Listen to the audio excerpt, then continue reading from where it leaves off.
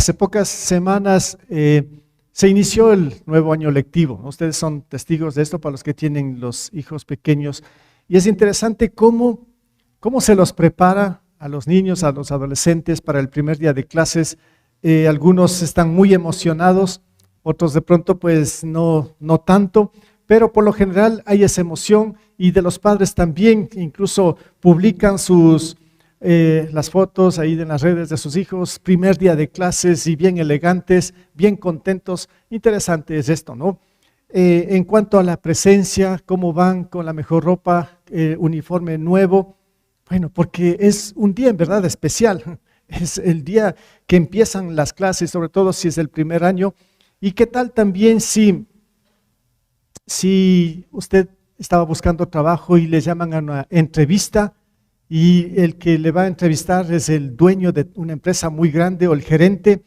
Usted pues se va a preparar muy bien porque le va a hacer algunas preguntas, usted va a ir de pronto muy elegante, va a llegar a tiempo, bueno, porque es una cita muy importante que usted estaba esperando. ¿Y qué tal si usted tiene una invitación a una fiesta que también es muy importante para usted? Entonces usted espera ese día de la fiesta, la hora, y se prepara para ir a la fiesta, o si tiene una cita importante también. Bueno, usted conoce esta situación, cómo nosotros nos preparamos para estas ocasiones que son muy especiales, muy importantes muchas veces para nuestras vidas, que a veces marcan también en el desarrollo de nuestra vida. Pero hermanos, hay algo más acá, en medio de todo esto que les comunico, que es muy importante, cómo nosotros nos preparamos para encontrarnos con Dios. ¿Cómo se prepara usted? ¿Cómo se preparó usted para llegar a este lugar? No sé cómo lo entendió, cómo lo entiende usted esta situación en cuanto a lo que es la cita que el Señor tiene con su iglesia, con su pueblo, con sus hijos. ¿Cómo usted se preparó este día, por ejemplo? Quiso llegar puntualmente, no quiso perderse ni un solo minuto, porque quería estar ahí desde que se empezaba todo este culto, porque el Señor está acá. ¿Cuál es su criterio con respecto a todo esto cuando se trata de tener una cita con Dios o un encuentro con Dios? Tal vez para muchos dirán, bueno, este es solo un lugar, una reunión. No sé cómo lo ve usted. Para mí no es una reunión cualquiera. Para mí no es un lugar cualquiera, como dije antes. Para mí este es un lugar santo. Para mí esta es una reunión celestial porque estamos en torno a Dios. No sé cómo lo capta esto, cómo lo está entendiendo, pero digo esto porque siguiendo el libro de Éxodo nos vamos a encontrar con esto, justamente yo lo pensé mucho en el título de este mensaje. A veces sí me hace pensar bastante, meditando, reflexionando en cada capítulo de la palabra o de los textos que se toma para predicar. Y bueno, entonces yo puse estar en la presencia de Dios. ¿Cómo es estar en la presencia de Dios? Esto también me hizo pensar un poco cuando yo ponía ese título, estar en la presencia de Dios, o el tema, estar en la presencia de Dios. También me llevó a pensar, cuando parta de este mundo y en verdad llegue a la presencia de Dios, a su gloria. Cuando el Señor ya me lleve a su presencia y entre en verdad ahí a la presencia mismo de Dios. También puede ser esto un punto, ¿no? Estar en la presencia de Dios. Pero mientras tanto acá, ¿cómo estamos en la presencia de Dios? ¿Cómo llegamos a la presencia de Dios? Como quiera. Pues puedo llegar atrasado, haciendo bulla, haciendo el escándalo. ¿Cómo llego a la presencia de Dios? Bueno, según el Éxodo 19, aquí nos vamos a encontrar con que el pueblo de Israel que está yendo rumbo a la tierra prometida, ya hemos estudiado mucho, imagínense, ya estamos en Éxodo 19, que habíamos empezado desde el comienzo de Éxodo, ¿no? Bueno, ya hemos avanzado mucho en el tramo de esto de la palabra que nos muestra en cómo el pueblo de Israel está yendo hacia la tierra prometida, desde que salió de la esclavitud de Egipto.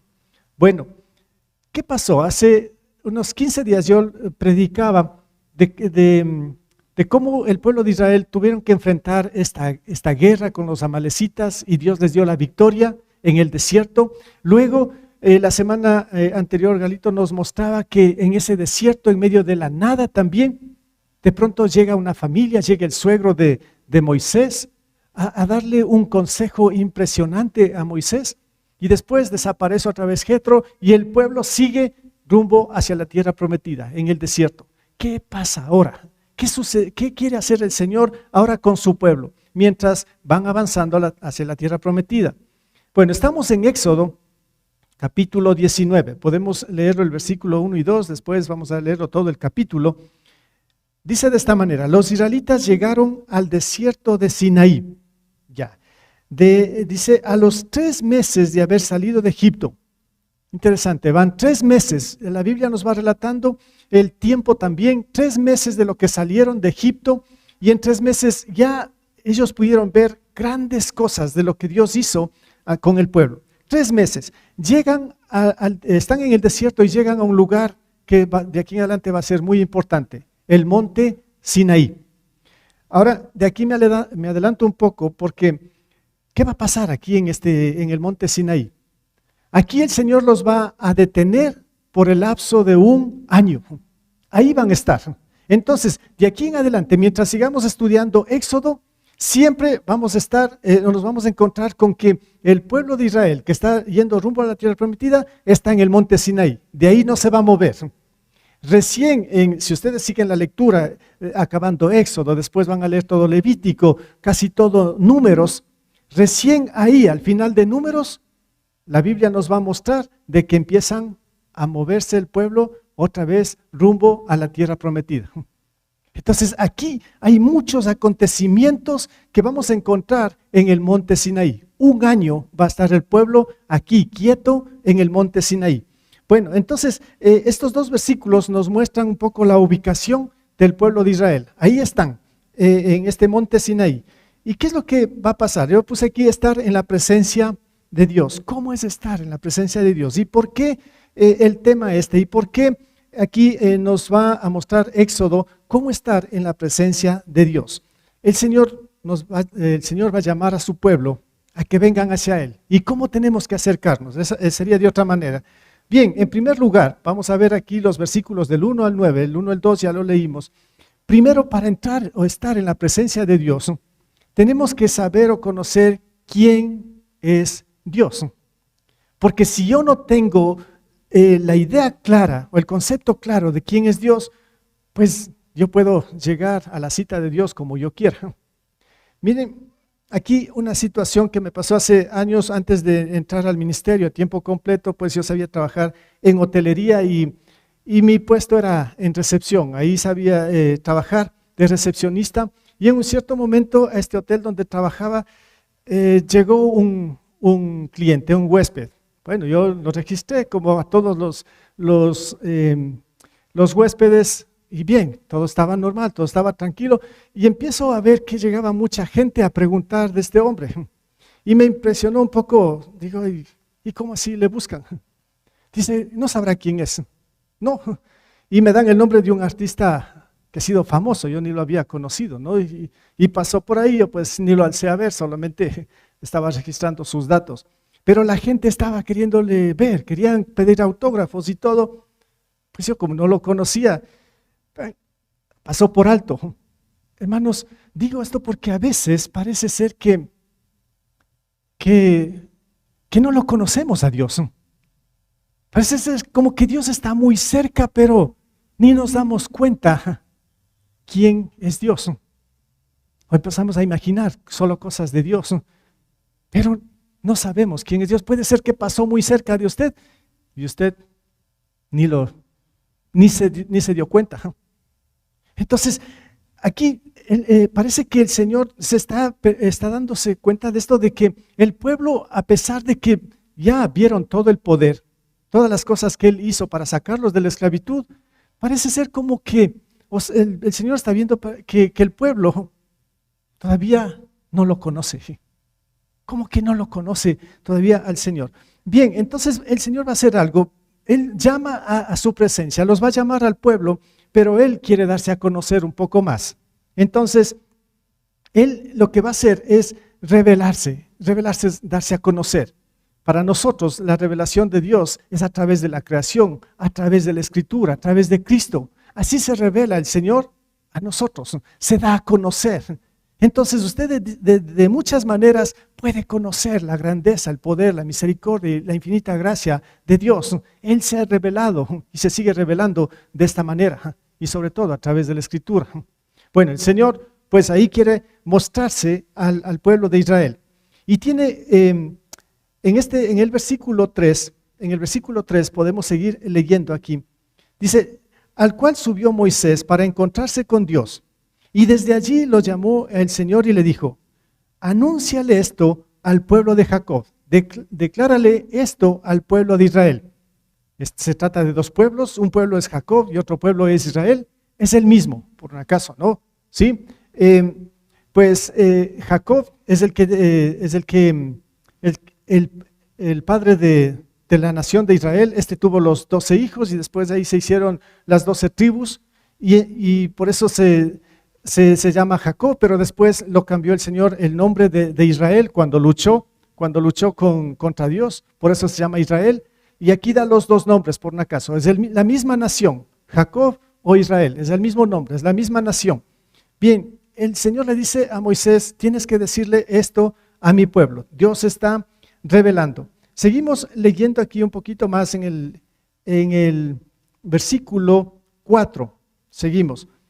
Dice, el Señor le dice, ustedes son testigos de lo que hice en Egipto, de lo que les he traído hacia mí como sobre alas de águilas.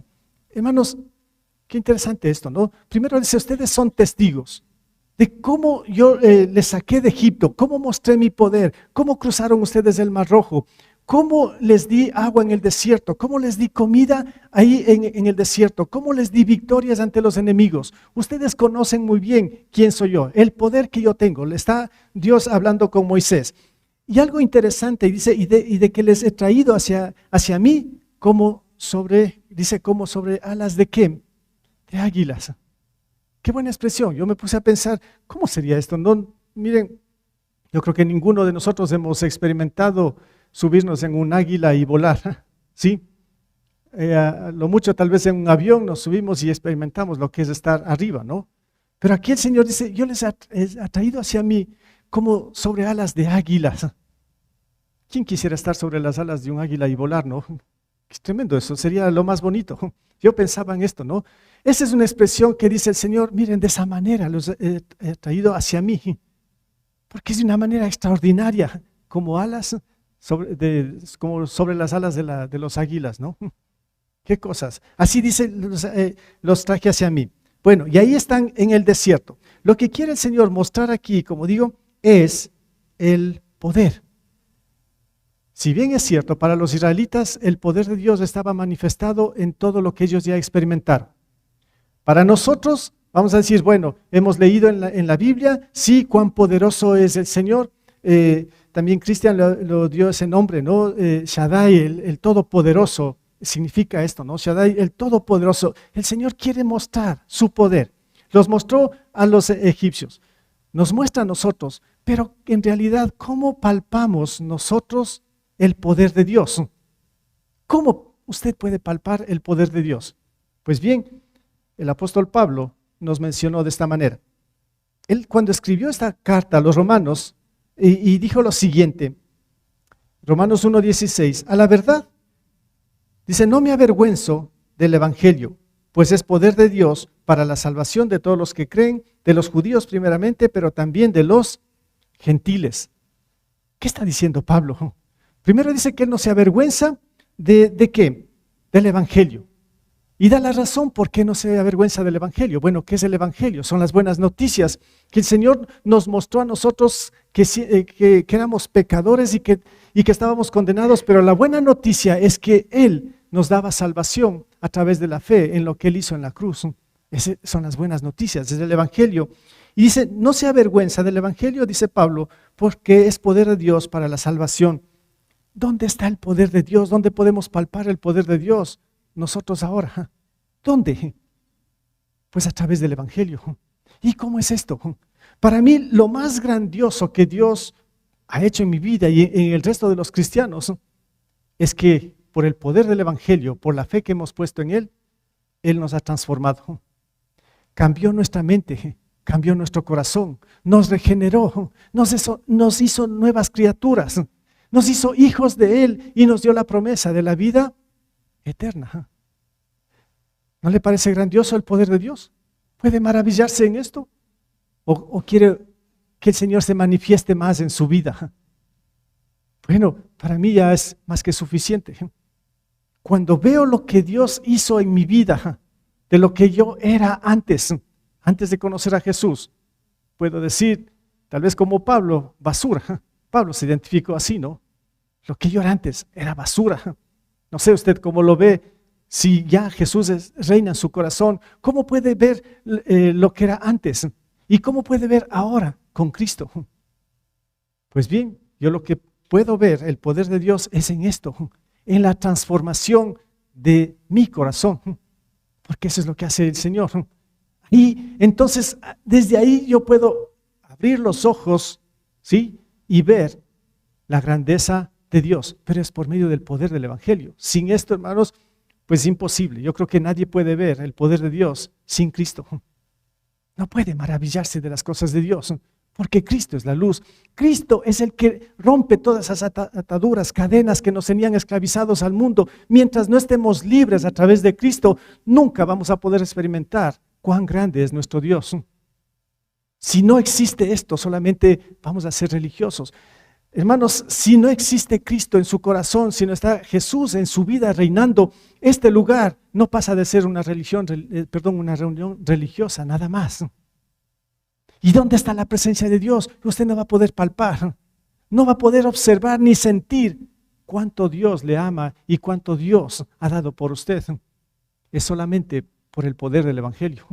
Y por eso Pablo dijo, yo no me avergüenzo del Evangelio, porque es poder de Dios. Espero que usted como cristiano no se avergüence del Evangelio, de lo que ahora es, porque ese es el poder de Dios. Ahí está el poder de Dios.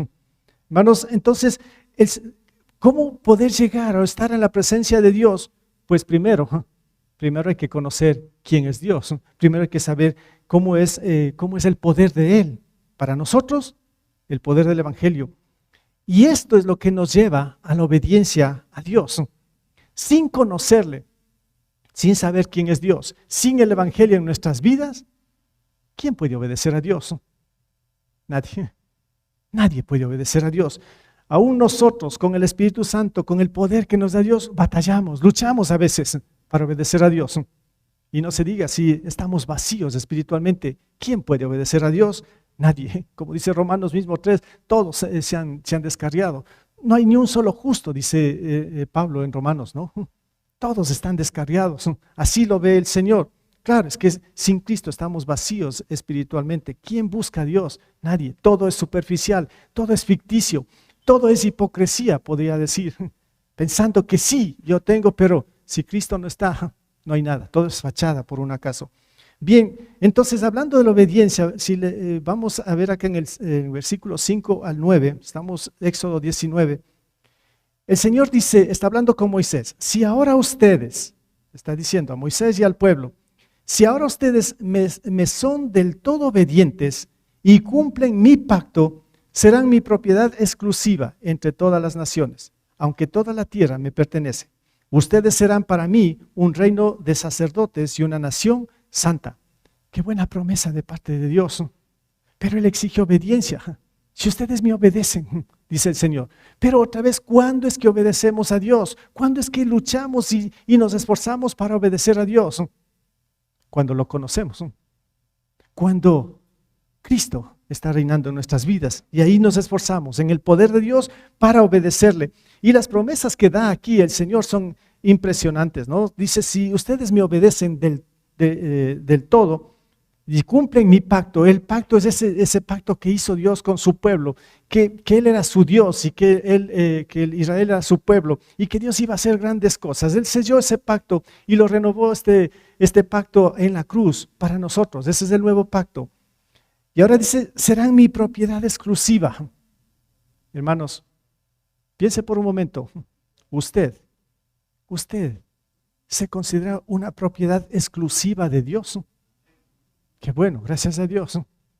Que usted siente en este momento, sí, yo le pertenezco a Dios y soy una propiedad. No solamente le pertenezco, sino que aquí dice exclusivo, especial. Que usted sienta y diga, yo soy algo especial para Dios. Qué bueno. Pero ese es detrás de la obediencia, dice, ¿no? Será, dice, mi propiedad exclusiva entre todas las naciones. Una gran promesa aquí, ¿no? Dice, aunque toda la tierra me pertenece, bien, o sea, conocemos, a Dios le pertenece todo. Y dos cosas más acá. Dice, ustedes serán para mí un reino ¿de qué? De sacerdotes. ¿Qué significa esto? Ustedes serán un reino de sacerdotes. ¿Qué es el sacerdocio? ¿Qué es ser sacerdote? Bueno, después vamos a ver en los otros libros que vienen. Bueno, aunque aquí en Éxodo también ya nos va a mostrar que Dios escoge a esta tribu de los levitas y los consagra, los aparta y los hace una tribu de sacerdotes para que ellos sirvan al Señor en todas las cosas sagradas que se hacían en el tabernáculo o en el templo. En otras palabras, este era un privilegio, el ser apartado para Dios, para servirle. Entonces, pues lo que el Señor quiere hacer de nosotros, si le obedecemos, grandes siervos en su reino, en su iglesia, en nuestra casa, en nuestra familia, que en nuestra familia ojalá sea de buenos sacerdotes, empezando por la cabeza, por el esposo. El Señor quiere bendecirnos en este sentido. Si ustedes me obedecen del todo, dice, ¿no? Yo haré de ustedes un reino de sacerdotes y una nación santa, una nación ahí a la cual nosotros pertenecemos ahora como cristianos, que se llama iglesia. Dice, si ustedes me obedecen. Bueno, hermanos, entonces, estar en la presencia de Dios, o para estar en la presencia de Dios, primero tenemos que saber quién es Dios. Y para eso el Señor se reveló, y para eso el Señor mostró su poder. Y si ya hemos entendido esto a través del Evangelio, pues bien, obedezcamos. La obediencia a Dios. Bueno, esto en primera instancia, cómo estar en la presencia de Dios. Pero lo que viene es es más interesante en esto, ¿no? Dice, para entrar en la presencia de Dios hay que estar purificados. ¿Por qué? ¿Por qué lo dice esto? Vamos al versículo 10 al 15. Vamos a leer esta parte.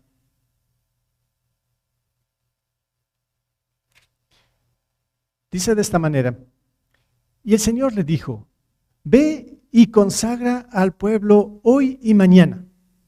Diles que laven sus ropas y que se preparen para el tercer día, porque en ese mismo día yo descenderé sobre el monte Sinaí a la vista de todo el pueblo. Pon un cerco, escuchará bien esto, pon un cerco, dice, alrededor del monte para que el pueblo no pase. Diles que no suban al monte y que ni siquiera pongan un pie en él, pues cualquiera que lo toque será condenado a muerte, sea hombre o animal, no quedará con vida. Quien se atreva a tocarlo morirá a pedradas o a flechazos.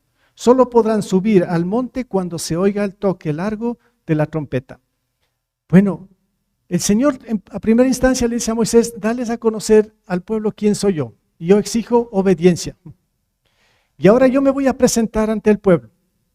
Pero el Señor le advierte a Moisés, pero dile al pueblo que haga, que tiene que hacer, que se consagre. Entonces, hermanos, para estar en la presencia de Dios hay que estar purificados, en otras palabras, ¿no? Entonces, no sé, hermano, ¿cómo usted llegó ahora si usted siente que está en la presencia de Dios? Si usted entiende que este lugar es un lugar santo porque aquí está el Señor y porque, pues, el Señor está aquí llenando este lugar. ¿Cómo se siente usted? ¿Cómo vino acá?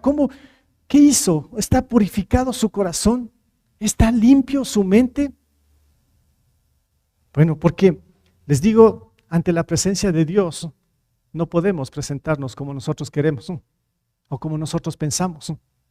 Es que en las otras cosas sí estoy puntuales, en las otras cosas sí me preparo, sí tengo que estar listo en la entrevista, en el primer día de clases, como decía al comienzo, donde sea, sí me preparo lo máximo.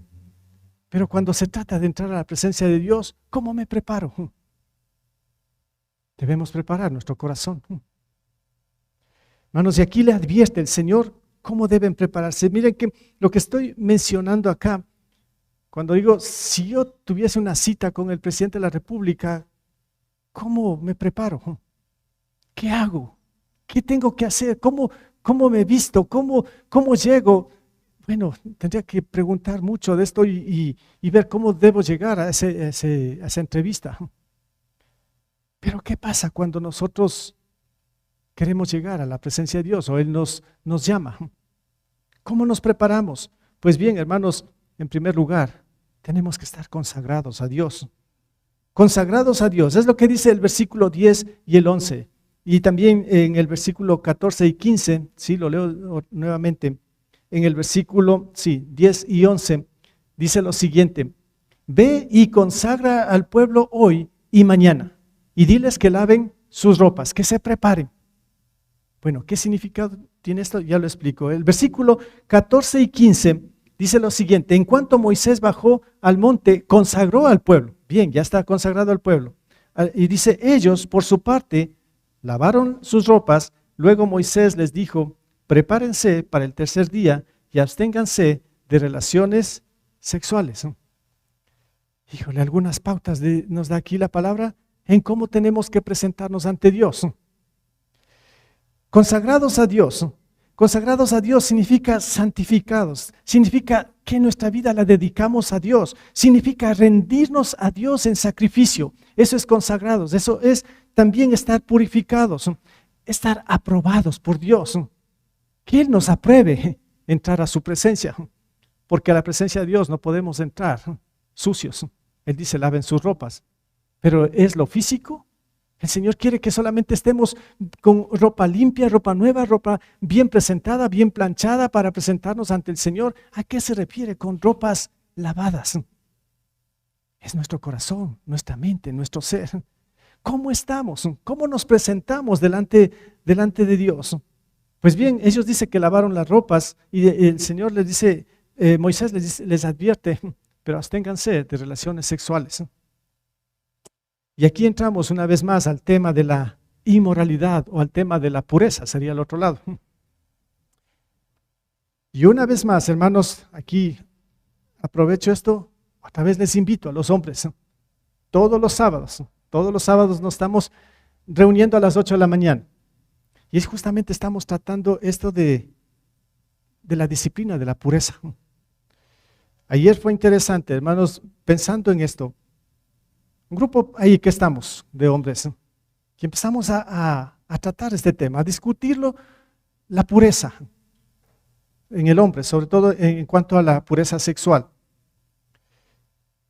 Hermanos, mientras íbamos desarrollando, conversando, en un momento, ¿saben qué nos pasó? Pudimos sentir, o sea, tal vez algunos están aquí, esa fue mi experiencia, ¿no? Pudimos sentir en ese momento como que los cabellos o el pelo se puso de punta y como que la piel se hizo de piel de gallina, a veces se dice, ¿no? Nos estremeció un poco cuando de pronto nos adentramos a este tema y empezamos a cuestionar cómo tenemos que vivir como cristianos en cuanto a la pureza sexual. Porque en torno a esto, investigando un poco, y ahí están las estadísticas impresionantes, nos muestran que la inmoralidad sexual lo duplica en el mundo cristiano, en la iglesia, ante el mundo afuera. Nos quiere decir que hay más inmoralidad entre los cristianos, en la iglesia, que afuera mismo. Cosa que de no creer, les digo, ¿no? Y según las estadísticas también nos muestran que casi hay un 50%, 2 en 1, dicen, ¿no? 2 cristianos, el 1 o el 50%, ¿no es cierto? El 1, o la mitad de los cristianos, y sobre todo de los que están sirviendo, pastores, líderes, de los que están en los ministerios, enseñando a niños, enseñando a jóvenes, los que están en todo lo que es el servicio a la iglesia, el 50% están viviendo en inmoralidad, según las estadísticas. ¿Será? Es para asustarse esto, ¿no?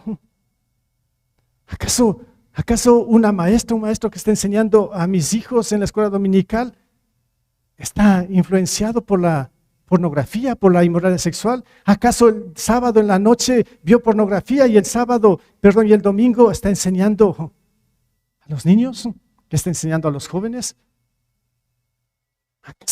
Piense así nos dicen las estadísticas en cuanto a esto. ¿O acaso la pareja que está ahí enseñando a los matrimonios, de pronto pues no están luchando con el adulterio? ¿Qué pasa con el pueblo cristiano con respecto a esto?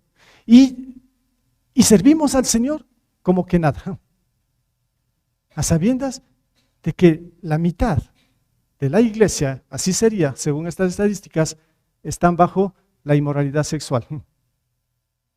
Y pensando que no pasa nada. Y el Señor está observando. Está observando a los niños, está observando a los adolescentes, a los adultos, a los esposos, esposas, a los papás. Nos está observando a todos.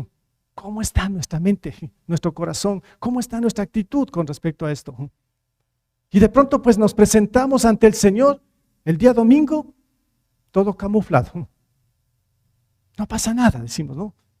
Cuando en verdad ante el Señor tenemos que entrar purificados, consagrados, sobre todo en esta área que estamos viendo aquí. Entonces, hermanos, no es cualquier cosa llegar a la presencia de Dios. No se puede llegar sucios. Me refiero al corazón. Y peor, servirle al Señor de esta manera. Y el Señor por eso dice, del Señor nadie se burla. No podemos burlarnos del Señor. Tengamos cuidado. No se trata de cualquier persona, no se trata de cualquier ser. Se trata del Todopoderoso que conoce todas las cosas. No se trata de quien quiera. No son reuniones religiosas. Son citas ante el Dios Todopoderoso. No podemos llegar como nosotros queramos. Y cuando digo que debemos consagrarnos a Dios en ese sentido, ya nos explica la palabra, también tenemos que reconocer por otro lado que nosotros somos muy limitados ante Dios. Muy limitados ante Dios. Y en el versículo 12 y 13, si podemos ver acá, es otra advertencia que le dice el Señor a Moisés. Escuchará bien esto, ¿no? Pon un cerco, dice, alrededor del monte para que el pueblo no pase. Diles que no suban al monte y que ni siquiera pongan un pie en él, pues cualquiera que lo toque será condenado a muerte. Sea hombre o animal, no quedará con vida. Quien se atreve a tocarlo morirá a pedradas o a flechazos. Solo puede subir al monte cuando oigan el toque largo de trompeta. A ver, ¿qué pasa aquí, hermanos? Reconocerse la limitación ante Dios. El Señor convoca a su presencia al pueblo. Diles que vengan, dice, a mi presencia, pero adviérteles esto. Pero no te olvides, pon un cerco. Hasta ahí puedes llegar. El que pase ese cerco va a morir. Hasta ahí. Diles que no se atrevan a pasar. Y miren, si nosotros revisamos un poco todo el Antiguo Testamento, después ya está el tabernáculo, el templo, ¿qué pasaba con las personas que servían al Señor, al menos en el Antiguo Testamento, siendo impuros, cuando estaban en pecado? ¿Qué pasaba? Todos los que servían al Señor, pues eran eliminados, los mataba el Señor.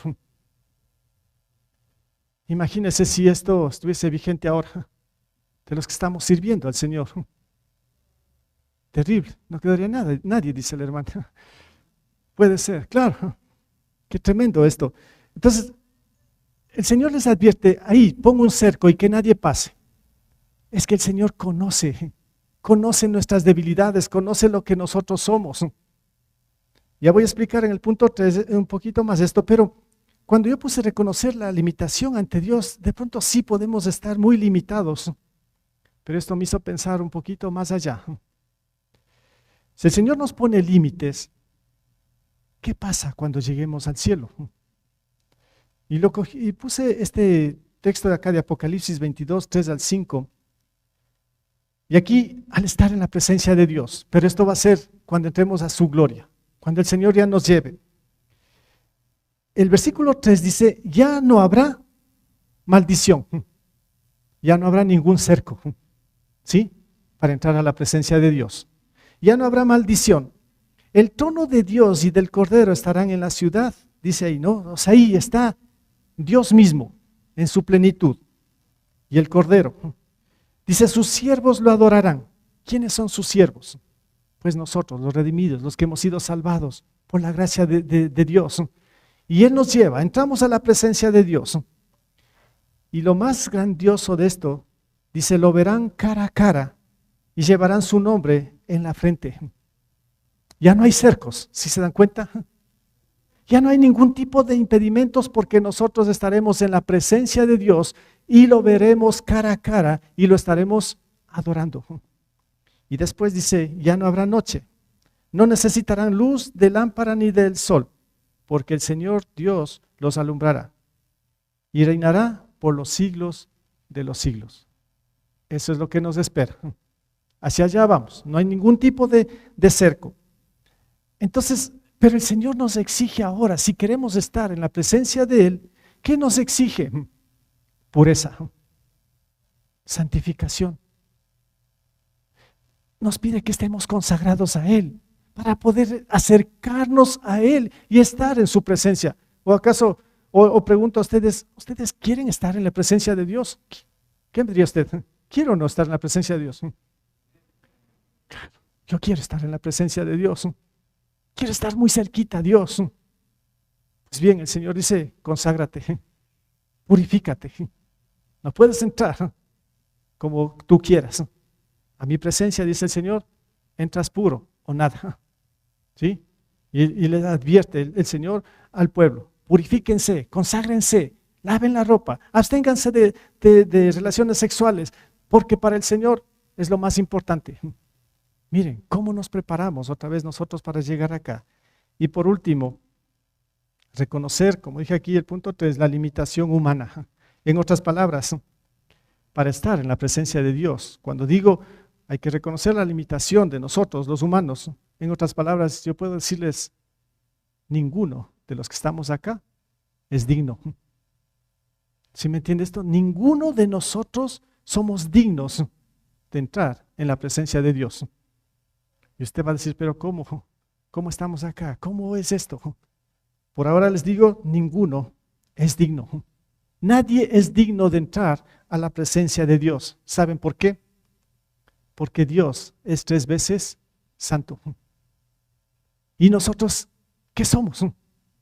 ¿Medio santos? ¿Un cuarto de santos? ¿Qué somos ante Dios? El número 3 veces santo quiere decir plenitud.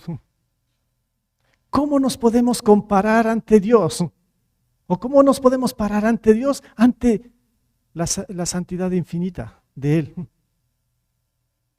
Y por eso aquí, en este caso Isaías, el profeta, fue mucho tiempo después, claro, de esto cuando ya Israel se estableció, conquistaron, ya estaba el pueblo de Israel ahí en Canaán, ya se levantó el templo. Bueno, ya pasó muchos siglos y ahora está Isaías, el profeta, ahí en el templo, donde construyó ese templo Salomón.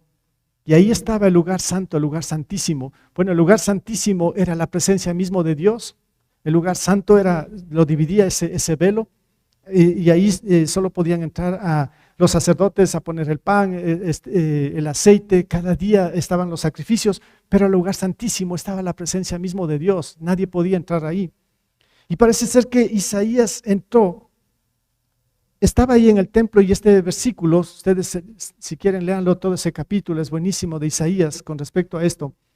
Y en el versículo 3 dice, y se decían el uno al otro, estaba dentro del templo. ¿Quién estaba conversando? Dice que había unos querubines ahí en el templo. Y ellos decían, esto escuchó Isaías, santo, santo, santo es el Señor Todopoderoso. Toda la tierra está llena de su gloria. Y esto se repetía en el templo. Ahí en el lugar santísimo. ¿Y qué es lo que pasó con Isaías? Si ustedes ven los otros versículos, él estaba tan asustado, no por escuchar esto, sino porque vio la presencia de Dios y dijo, soy hombre muerto. Porque vi a Dios, estuve cerquita a Dios, estoy muerto. Porque él sabía que acercarse a Dios o estar en la presencia mismo de Dios era hombre muerto, como estamos viendo acá en Éxodo. Claro, por la gracia de Dios, el Señor no lo fulminó. Ya vamos a ver un poquito de esto. Entonces, en primer lugar, reconocer nuestra limitación humana, y les digo, ninguno somos dignos, porque Dios es 3 veces santo. Tenemos que entender la santidad de Dios, y luego, lo que sí podemos es contemplar a Dios. Miren, podemos ver el versículo 23 y 24. Estamos en Éxodo 19. ¿Qué es lo que hizo el pueblo? Dice Moisés le dijo, a ver, sí, en el 23. Moisés le dijo al Señor, el pueblo no puede subir al monte Sinaí, pues tú mismo nos has advertido. Pon un cerco alrededor del monte y conságramelo. El Señor le respondió, baja y dile a Aarón que suba contigo, pero ni los sacerdotes ni el pueblo deben intentar subir donde estoy, pues de lo contrario, ya yo arremataré contra ellos. Moisés bajó y repitió eso al mismo pueblo. Ya, ahora hermanos, en este sentido, tengo un poco más acá. El pueblo contempla, pero ¿qué es lo que en verdad estaba pasando en el monte Sinaí?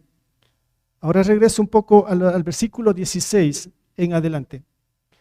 En la madrugada del tercer día, escuchará bien esto, ahí está el pueblo, ya se consagraron, ya están llegando al cerco. Dice, en la madrugada del tercer día hubo truenos y relámpagos y una densa nube se posó sobre el monte.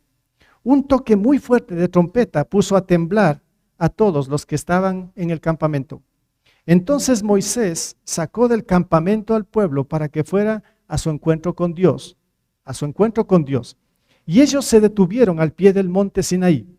El monte estaba cubierto de humo porque el Señor había descendido sobre él en medio de fuego.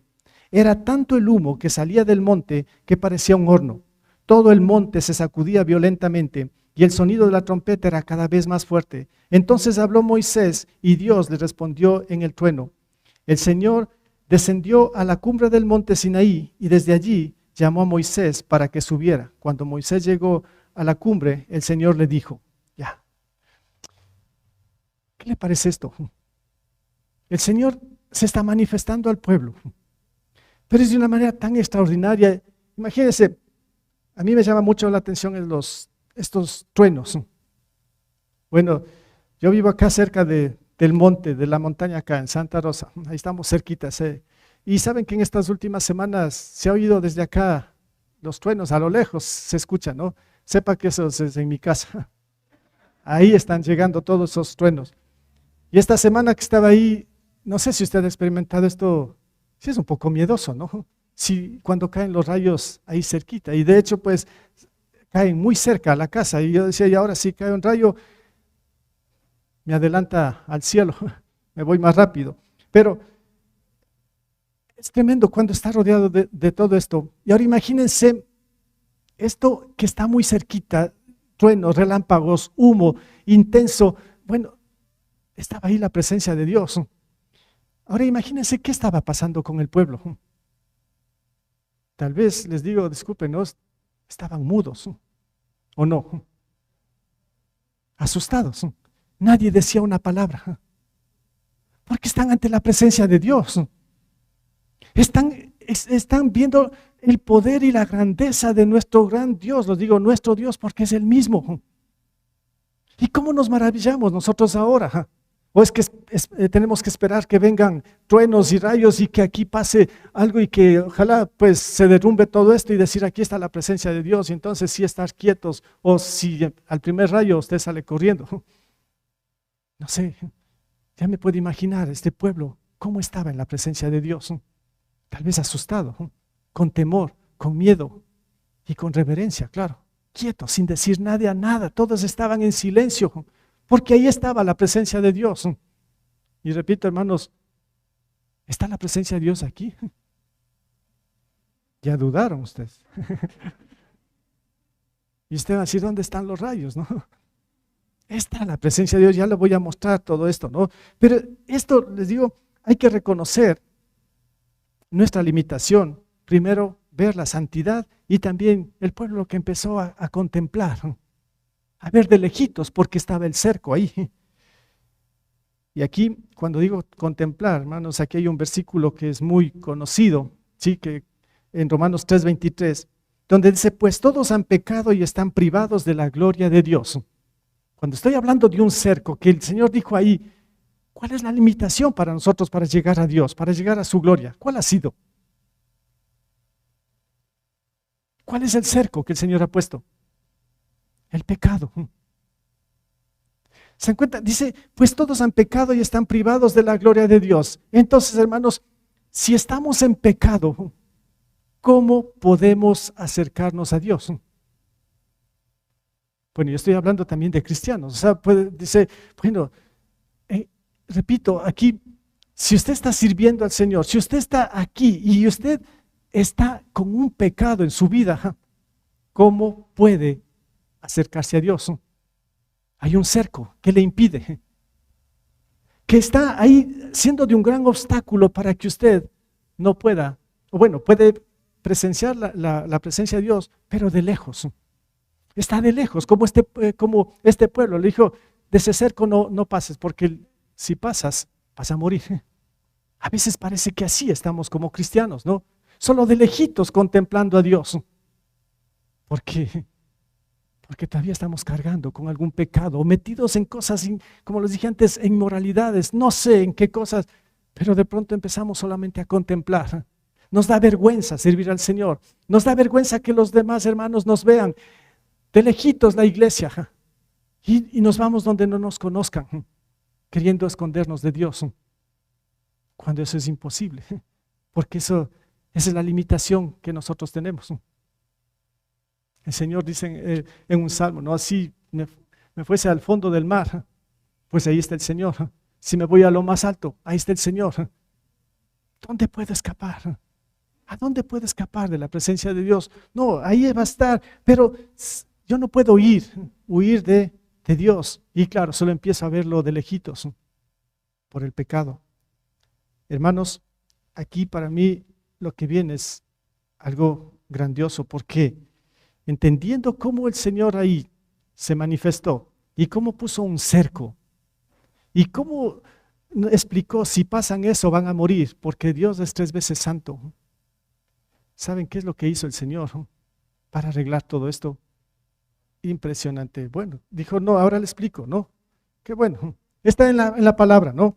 En Filipenses capítulo 2, versos 6 al 8. Vean, ¿qué hace el Señor? ¿Qué hace el Señor? El Dios que está en medio de los truenos, el Dios que es todo el poderoso, el creador, el eterno Dios, el invencible. Ahora dice, quien siendo por naturaleza Dios, no consideró el ser igual a Dios como algo que aferrarse. Por el contrario, se rebajó voluntariamente, tomando la naturaleza de siervo y haciéndose semejante a los seres humanos. Y al manifestarse como hombre, se humilló a sí mismo y se hizo obediente hasta la muerte y muerte de cruz. Hermanos, ¿qué les parece esto? ¿Qué está haciendo el Señor? Él ve nuestra limitación, separados por ese cerco del pecado y que no podemos acercarnos a su presencia, pero el Señor quiere que entremos a su presencia, que estemos cerca a Él.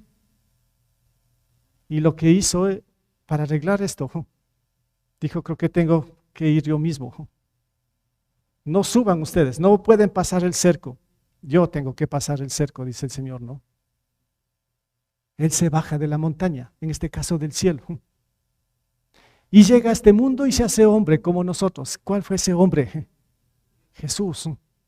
Jesús es Dios. Él se hace hombre, dice, y no consideró el ser igual como a Dios como algo que aferrarse. No, se aferró a todo esto, ¿no? Por el contrario, se rebajó voluntariamente. Nadie le presionó. Fue el amor hacia nosotros. Se rebaja voluntariamente y dice que toma la forma de siervo y se hace semejante a quién, a nosotros. Y al manifestarse como hombre, su vida, claro, fue de humillación. Se humilló a sí mismo y se hizo obediente hasta la muerte y muerte de cruz. Hermanos, qué extraordinario esto. ¿Qué está haciendo el Señor? ¿Qué está haciendo el Señor? Pues al descender acá, Jesús, que es el que bajó, que es Dios, dijo, ahora yo soy el camino. Yo soy la verdad y la vida. Ahí contestó Jesús a los que estaban con él. Y dijo, nadie llega al Padre si no es por mí. ¿Qué está haciendo Jesús? ¿Qué está haciendo Dios mismo cuando se humilló y vino acá al estar con nosotros? Exacto, y ahora dice, yo soy el camino. Yo soy el camino. Yo soy la puerta. Entonces, hermanos, ¿cómo podemos entrar a la presencia de Dios saltando ese cerco que es el pecado? Es a través de Cristo, a través de la fe en Él como Señor y Salvador que nosotros necesitamos. Cuando Cristo ya es real en nuestra vida, ¿qué pasa? Automáticamente pues entramos a la presencia de Dios. Y por eso les decía, si usted es un creyente, si usted ha depositado la fe en el Señor Jesús como su Salvador, como su Señor, y lo ha hecho bien de corazón, entendiendo el poder del Evangelio, como dije al inicio, pues usted ha entrado ahora y para siempre a la presencia de Dios. Estamos en la presencia de Dios, por eso estamos aquí, por eso, hermanos, ninguno hemos muerto en la presencia de Dios, ¿se da cuenta? Por la gracia de Dios, por la gracia de Dios, ya no hay cerco. El pecado, que era el cerco, ¿dónde está? ¿Qué hizo Jesús con el pecado de cada uno de nosotros? Lo clavó en la cruz, hace 2000 años, está clavado ese pecado. Y por eso al creer en esto, usted puede entrar a la presencia de Dios. Y por eso el autor de Hebreos nos dice esto, ¿no? Si estamos en esas condiciones, como hemos visto hasta ahora, dice, entonces así que acerquémonos confiadamente al trono de la gracia para recibir misericordia y hallar la gracia que nos ayude en el momento que más la necesitamos. Entonces sí, yo puedo entrar confiadamente, ¿a dónde? Al trono de la gracia. ¿Quién está en el trono de la gracia? Dios. ¿Pero ha sido por medio de quién? De Cristo. De Cristo. No podemos entrar a la presencia de Dios así, estar cerquita sin Cristo. Lo que se puede hacer es solamente contemplar de lejos, pero nunca experimentar el poder de Dios tan cercano. Es a través de Cristo, punto. No, el Señor no ha dado otras alternativas, no ha puesto otros caminos. Hay un solo camino que se llama Jesús. Entonces, hermanos, hoy por eso hemos llegado aquí, hemos entrado confiadamente a su trono, y estamos aquí seguros y entendiendo de esa seguridad de que el Señor está aquí con nosotros. Pues bien, el Señor lo solucionó. Por eso, hermanos, aquí finalmente podemos decir esto: estar en la presencia de Dios, hermanos, es un honor, ¿o no? Claro, es un honor. Para mí es esto. Y por eso, hermanos, si yo entiendo de que, por decir, el día domingo yo entro a la presencia, voy a estar en la presencia de Dios, yo me preparo. Yo tengo que preparar a mi familia. Tengo que estar listo. Tengo que recordar lo que significa esto. Yo tengo un encuentro con el Señor.